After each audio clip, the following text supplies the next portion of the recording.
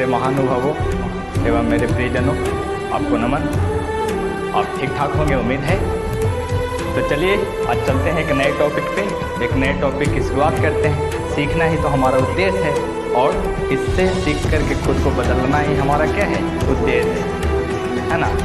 आज का जो हमारा जो विषय रहेगा वो सिर्फ दो चीज़ों पे आधारित रहेगा, सिर्फ दो चीज़ों पे आधारित। एक, क्या छोड़ना है, और दूसरा, ऐसा क्या लें जो मेरा जीवन साथ। एक, क्या लें जो मेरा जीवन साथ दे, और क्या छोड़ें जो मुझे निखार दे। हमारे ग्रंथों में, पुराणों में बहुत सारे ऐसी चीज़ हैं जो आपको अपने मन पे, शरीर पे, अपने कामनाओं पे, इच्छाओं पे काबू करने के लिए बताता है। आज उन्हीं का चंद श्लोक मैं आपके सामने रखता हूँ। कहता है, निंद्रा तंद्रा भयम क्रोधम आलस्य दीर्घ सूत्रता। यही है आदमी के विनाश के लक्षण के 6 कारण। निंद्रा तंद्रा भयम क्रोधम आलस्य दीर्घ सूत्रता। अगर आप नींद से नहीं जागिएगा तो सब कुछ खो दीजिएगा, अपने आप को बम्बो बना दीजिएगा जिसमें कुछ नहीं आता है, जो कोई काम का नहीं होता है।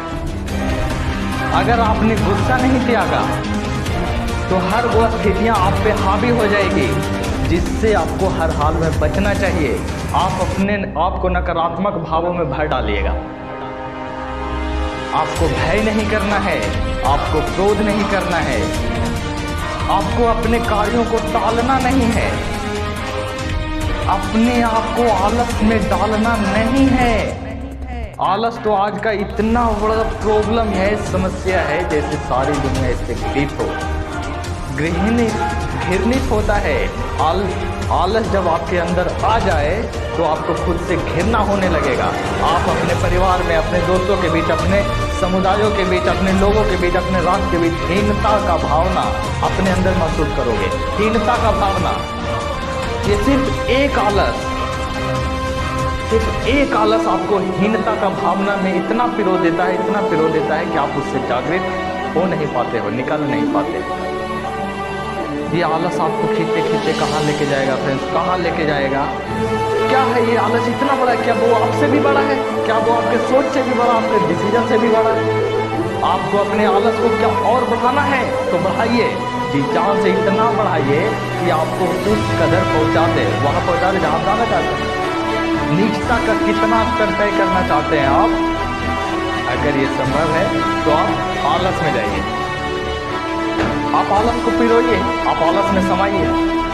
अगर आप अपने आप को नीचता के स्तर पे ले जाना चाहते हैं, और मुझे उम्मीद है कि दुनिया का कोई भी आदमी अपने आप को वहाँ नहीं रखना चाहता हो जिस शब्द का हम इस्तेमाल कर रहे हैं।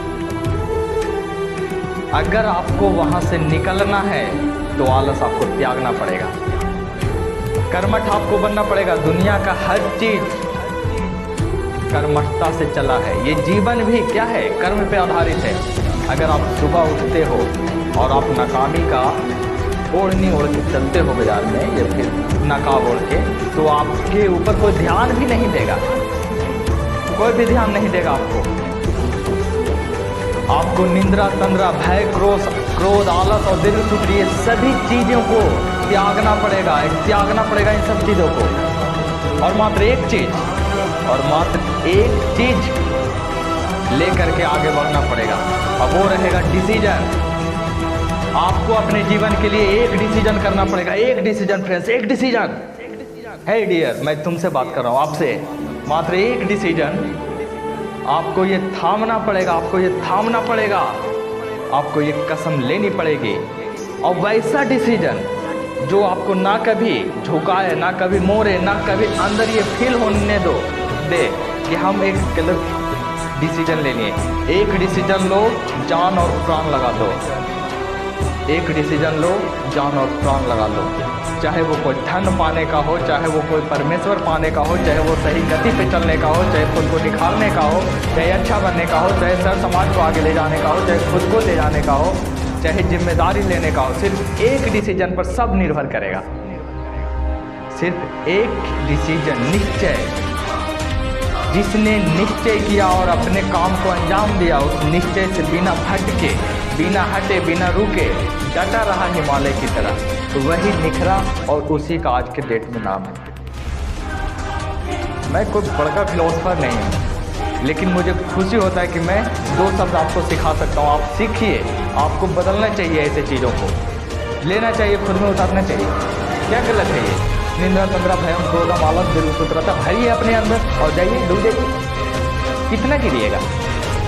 आपको अपना ही नकारा निकम्मा कहेगा जब ये सारी चीज़ें आप अंदर शरीर में भर लीजिएगा। और एक चीज़ आप कीजिए, बाउंस बैक आइए, विवेक बिंद्रा करते हैं ना, वैसे आइए। आपको खुद को निखारने के लिए इन 6 चीज़ों को त्यागना और एक चीज़ों को पकड़ करके जीवन लगाना पड़ेगा। अब खोज लीजिए अपने जीवन में कि आपका डिसीजन क्या है और अर्पण हो जाइए, अर्पण हो जाइए। आपको अर्पण होना है, चाहे कुछ भी क्यों ना हो जाए। आलस से बचना है, निंद्रा तंद्रा भय क्रोध आलस दीर्घसूत्रता, ये 6 चीज़ों को हर दिन लिखिए, नोट कीजिए कि नहीं तुमसे हम माथे मारते हैं, नहीं तुम्हारे पास आएंगे। और जो तो आपका डिसीजन है उसके पास हम जाइए।